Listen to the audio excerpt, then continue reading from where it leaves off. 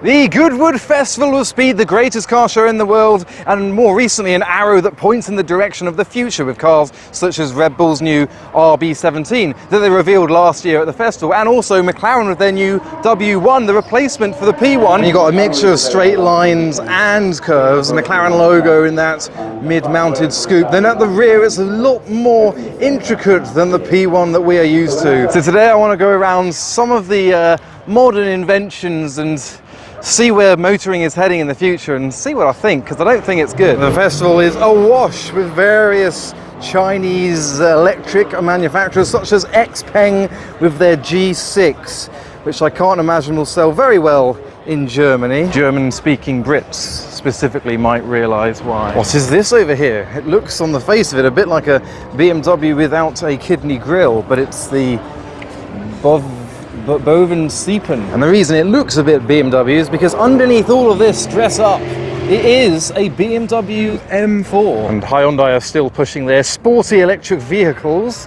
to the vast crowd. And would you look at this? Another Chinese EV. This car is shouting about its record around the Nürburgring. It was 7.04.9, so there you go. But in general, look how empty of cars and of people this first glance paddock is. It's almost like they've given them too much of a prominence. And the crowd that actually are here are around a V6 manual Lotus Emira. And here's the Honda Prelude, which is breaking back into the market as a hybrid, might become an EV. I think manufacturers are running out of things to do, so they're doing quirky stuff instead. Quirky stuff such as the Super EV concept, which looks like a Nissan Cube, but smaller. So it's a little urban EV for the city, this new little Honda. And then we come to Denza, which is a subsidiary of BYD, their luxury brand. So they've made an electric Alphard. That's what it looks like in styling. There is a lady asleep in the back of it. Do you think the car comes with the lady asleep in the back of it? And opposite their stand, they've got their B5 on display, which placed next to Honda almost makes sense because you could see this with Honda badges. But it has been made to compete with, well, you guessed it, the Land Rover Defender. And then they have this long shooting brake style Panamera-esque Hyundai looking thing, which is the Z9 GT. So it's like almost BMW design language at the rear with those rear lights. You've got a sporting spoiler, a nice groove and a fin down the side, protruding handles that every car has these days, and an absolute helmet inside and outside. Hello. I genuinely think that manufacturers have run out of good looking shapes, so instead they're making viral shapes to stir the pot. I mean, Jaguar have a stand here. You know we're going to go there. But it's not all negative, as demonstrated by Renault. They have made a car that people actually like that isn't powered by pistons and rods. The Renault 5, the star of their stand, along with the Renault 5 Turbo, which absolutely does not have a turbo. So we're almost going back to the 80s with car styling, which I'm all for. Hyundai are really pushing N, probably because M was already used. This car is actually revving right now. I don't know if you can hear it. It's got fake engine sounds. Don't know where the speaker is. Van Zandt are really upping their levels from building road legal McLaren P1 GTRs, HDKs and LMs to making their own model. When I say their own model, I mean it's a 750S with 3 seats in it and tweaked styling, but every panel looks different to your standard McLaren, so much so that they've decided to put it behind a glass window so you can only see yourself. Hello again. This car is also celebrating 30 years since the McLaren F1 GTR won Le Mans in 1995. But isn't the P1 just a gorgeous car? I think this was the last truly beautiful McLaren. I think I can speak for most of us when I say that I much prefer cars before 2010 to most cars that have been made and designed afterwards. However, if you open your ears, you'll soon be able to hear a Pagani Huayra R. And that's the V12 coming back with Pagani Huayra R. You've got the Gordon Murray T50 and quite a few others. We're still clinging onto it. So now we reach Lamborghini with another window, so we can't really see the brand new GT3 car. It's also my first time seeing the Temerario. I haven't learned it yet. This is a video for debate, by the way. Let me know your thoughts in the comments as we reach MG, the beautiful British brand, with their new Chinese EVs to join the club. The new MG IM6 What a name. And I presume that's maybe a new logo. I don't think it's going to replace the logo that's on the screen, but maybe a new breed of MGs are going to have that futuristic logo with their Tesla styling, inspired also by the Cyberster, which I experienced last year. Now I do like this because there's not a lot of two-seater convertible EVs on the market ever since Tesla took a Lotus and made the Roadster years ago. That was probably before 2010. Now, in 2025, we're finally seeing these on the road, and they are rather striking. But at the back is where we fall into modern design trends and just being different. Look, you've got the left and right arrows for the rear lights. And inside is a car that I didn't know existed from them. I haven't even found out a name for it yet. They've also done a Defender competitor. So this is called the Cyber X, and it's very simplistic in design with that light bar. That's another thing. Personally, I'm not a fan of light bars, but they are cropping up everywhere in design. Very boxy down the side. We're also going back to 80s boxy design on a lot of cars, and then we have got the return of the pop-up headlight on the new MG. Again, just for novelty, to try and sell vehicles, but amazing. I have not seen pop-up headlights on a new car, well, all my life. And not only are MG bringing back the name, bringing back pop-up headlights, they're also bringing back chrome wheels on this Cyberster example. It's not all electric though, there's plug-in hybrids, the HS. I have no need for a crossover or an SUV, so I'll walk away. I'm an MG owner, I should be excited about this. I mean, the pop-up headlights are fun, and I do like the Cyberster. And I am glad that Morris Garages, the name, has stood that tall this year at the festival. And then we have the McMurtry, which is parked upside down. As I said earlier, the V12 is making a comeback. Certain names in the automotive world know what we want, and here is the Gordon Murray Automotive T50S. And for those not wanting the novelty of F1 styling, three-seater and a fan on the back, we have the T33, which in my books is the correct size for a car. It's tiny. Cars don't need to be huge, so T50S, T33 convertible.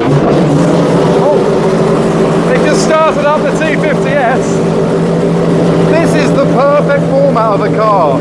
It's small, it's got a V12 in the middle, two-seater, the roof comes off.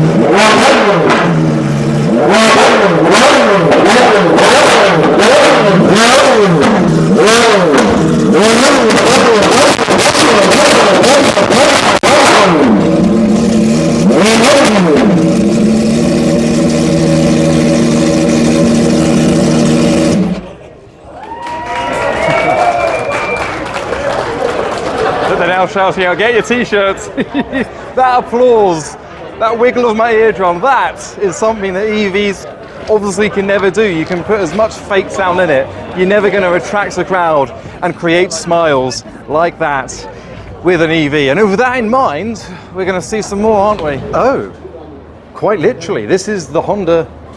Oh, it's their new SUV, ticking as many boxes as possible with the tiny aerodynamic wing mirrors. Oh indeed. It's a bread van as well. And whilst it doesn't look like there is room for a coffin on the inside, on the outside it definitely looks like there is. Well, there we have it, the Honda O. It's probably called the Honda Zero because there's zero emissions other than the emissions when you produce the car, battery emissions when you produce the batteries, tyre wear. It's never zero. We're gonna have to. Welcome to Jaguar.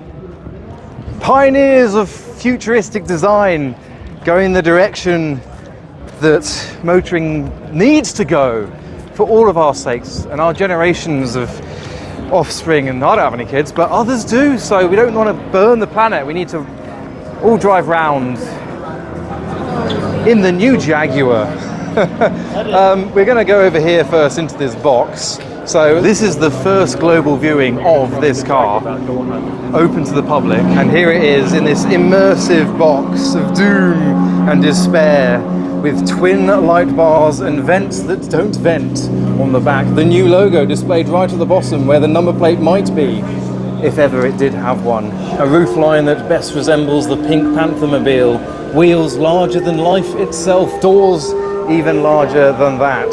And we've got a little hark back to the Jaguar logo of old on that greasy copper plate that will probably rust. I don't know if it's copper. And here we are at the front, the new design language of Jaguar, a brand once known for racing and fuel and smells, and now we have clean pink in colour and simplistic design, and a grille with more vents that don't vent, because the EV does not need to breathe. A Jaguar no longer needs to breathe. The Jaguar is here to cruise and waft in silence and comfort, and all of the colours of the rainbow apparently. So here we are, the new Jaguar, my first look at this car, and I like it. They stirred the pot with this car. The internet went bonkers. If they hadn't have done that, we would not be talking about this car. We wouldn't be looking at it. We wouldn't be excited as to where the future is going. So this is like the pre-production concept. They probably won't produce this car, but it's pointing to where the car design will go. So from behind the blue glass is a blue car, the Jaguar in its satin blue finish. Now the point of a long bonnet, and I can see where they've done it. I mean, Jaguar E-Types, they will have very long bonnets. It's got a little crease just at the front, but the point of a long bonnet is for a big engine. It doesn't need that length, and the full windscreen that wraps around the side, almost looking pillarless with those black pillars and sharp design. And inside you can see just about that it is a two-seater. So it's almost the length of a minibus, but you can only house two people inside. That is at least from what I can see. There's like a wooden fin down the middle of it, separating the driver and his romantic partner. We've got the 5-spoke wheels, if you could call them that. Bits of a diffuser around the rear with almost pinstriping, and just a few creases, just a few curves, and that rear arch resembling that of a Chrysler Crossfire. So Jaguar's slogan is copy nothing. So they've got these selfie booths because no one takes selfies. That's copying no one. Talking of copying, Bentley have just released a similar concept, almost copying Jaguar. I don't know why they would do that, but British manufacturers seem to be going this way. So you've got Jaguar copying no one, Bentley copying Jaguar, MG bringing back pop-up headlights. What are Rolls-Royce going to do? I know none of these manufacturers are really owned by a British person anymore, but they are still British manufacturers in my mind. Mini's another one, grey area. Mini have created an entire retro avenue for those to walk down, inviting us in to look at models. And Mini are the prime example of copying the old classic cars, because that's what they are literally based their whole brand on, inspired by the original Austin Minis. They're just displaying all their JCWs and Coopers and Countrymans under shop fronts. Oh look, are they selfie cams? They've even got a hairdresser here, and I've just seen it's Electric Avenue, so I'm going to leave. I don't think Bentley have their brand new car here at Goodwood. I've seen nothing of it. They've got a large box with copper at the top that probably isn't copper. Bentley are really flexing their luxurious lifestyle for their client. They've got a room where you can spec your cars. This is a temporary setup just for this show. An entire room with 2 cars on display in the showroom, a restaurant upstairs, and even a bar area where you can hear the McLaren Solus GT as it roars past. And so now we have BMW with the i5 and a motor bicycle. Oh, they've also created a village with bars up top, cobbled streets. Remember, these are just temporary setups for the festival. It's amazing. And if you're the owner of a BMW and you hold a key, you can go up there. So these are all BMW owners, but everyone in the UK owns a BMW, and for that reason, this is the queue for the 1 in, 1 out grandstand seating for BMW key holders. All the M1 something I's and 320T owners. And yesterday it went all the way around there and back around again. But our final section is the Supercar paddock. It's where all the manufacturers house their cars. It's the whole demonstration run that I've already filmed in my little spinny round video. You know it, you've seen it. If you haven't, go watch it after this. Why not? It's free. So Koenigsegg, they have brought along their Sadier's Spear, which is brown with some brown carbon and green pinstriping. It makes the CC850 sound like a decent name after the Sadier's Spear. And then we have a standard Koenigsegg Jesko Attack. The Attack being the one with the downforce spoiler at the back. Without the spoiler, it would be the Absolute, which is absolutely crazy not going for a spoiler, because that really completes the look of the Jesko. The Rimac Nevera R has been setting records throughout the weekend with its colour-coded wheels in green, which are very brave. The colour flip Lotus Evija does stand out rather well alongside this hydrogen Alpine. So it's the Alpine Glow. This was revealed at the show last year. Now it's actually been going up the circuit. A bizarre sound from it. Perhaps another solution to the government's issues about dinosaur liquid. Now this is the Karma, a brand new car unveiled here at Goodwood, and I think they've missed quite the opportunity to put a chameleon wrap on it, so they could literally call it the Karma Chameleon. I'm sorry, it had to be done. We've got this red glow that fades to the cabin. It's a very good looking car, this, almost Aston Martin around the rear of it, or maybe a bit like the Jaguar CX-75 concept. But the car that I was most looking forward to seeing this weekend is the LaFerrari replacement, the F80. Now, I know some people don't like the Daytona-inspired black on the front here, but I have to tell you, in person, it does look a little bit better, but it really does showcase the modern trend of mixing straight lines with curves, almost back to 80s square design, mixed with your noughties curvaceousness. I still prefer the look of a LaFerrari, but I do have to say this looks far better in the flesh than in the original photos of the car. I don't know if anyone else felt the same at the show this year, but it feels very samey. Like there's not much new metal. Obviously you've got the F80 and a few others, but a lot of these cars are just slightly tweaked versions of cars that have been at the festival previous years. But returning to the V12 theme, we have this Zenvo. It's got a 6.6 litre quad turbo V12. This is just a prototype here, so you've got a chain of cable ties holding some gubbins together. And Zenvo have their own stand with another this one, the Agile, probably standing for agile because it's super leggera. It looks phenomenal. I mean, Zenvo have finally come away from their traditional styling. They've got this brand new look with some, was that lavender? These behemoths, whilst they might look like they could house a V10, it's got the Nissan GTR engine, R35, but bumped up to like over 700 horsepower, and it sounds very different from a Nissan GTR, as you will have seen in my previous video of Spinnies. Go see it.